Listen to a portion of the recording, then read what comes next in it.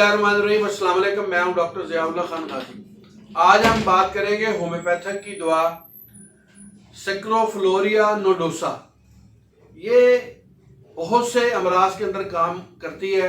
ये ख़ास तौर पे इंडोक्राइन ग्लैंड्स के ऊपर और स्किन के ऊपर इसके बड़े अच्छे नतायज सामने आए हैं। इसके साथ साथ जिल्द की टीबी यानी कि जिनको एक्जिमा वगैरह हो जाता है उनके लिए बड़ी मुफीद है। और ख़ास तौर पे लोगों को कानों के पीछे एक्जिमा के निशानात वगैरह बन जाते हैं, उनके लिए ये इंतहाई मुफीद दवाई है। और ख़ास तौर पे ख़वातीन को अंदाम निहानी के ऊपर खारिश वगैरह होती है, जिसकी वजह से उन्हें काफ़ी शर्मिंदगी का सामना भी करना पड़ता है और बार बार खारिश करनी पड़ती है। वहाँ पर भी इसके बड़े अच्छे रिजल्ट सामने आए हैं। और ये छाती की रसोली के लिए जो ख़वातीन को चेस्ट के अंदर रसोलियाँ वगैरह बन जाती हैं, गिल्टियाँ बन जाती हैं, उनमें बड़े अच्छे रिज़ल्ट इसके सामने आए हैं।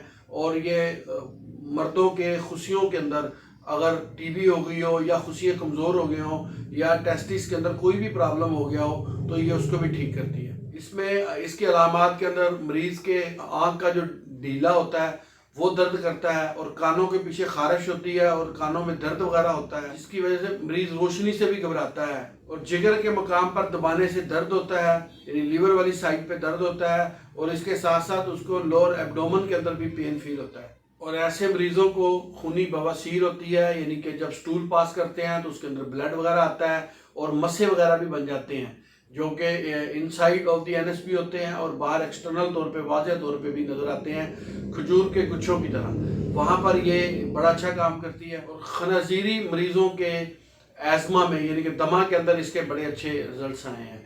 तंगी तनफ़ुस के अंदर जब सांस लेने के अंदर दिक्कत वगैरह होती है तो वहाँ पर भी उनको काफ़ी मुश्किलात का सामना करना पड़ता है। और ऐसे जो मरीज़ होते हैं सुबह जब वो नाश्ता वगैरह कर लेते हैं तो नाश्ते के बाद फिर उनको कमज़ोरी सी महसूस होती है और वो सो जाते हैं और बड़ी गहरी नींद आती है।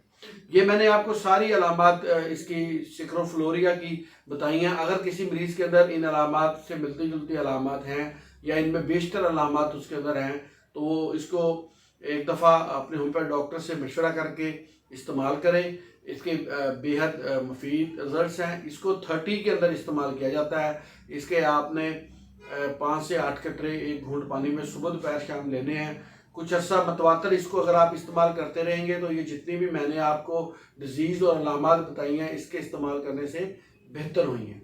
बहुत शुक्रिया, अपना ख्याल रखिएगा और हमारे इस चैनल का भी ख्याल रखिएगा। इसी तरह के इंफॉर्मेटिव वीडियोज़ मैं आपके लिए बनाता रहूँगा। अल्लाह हाफिज़।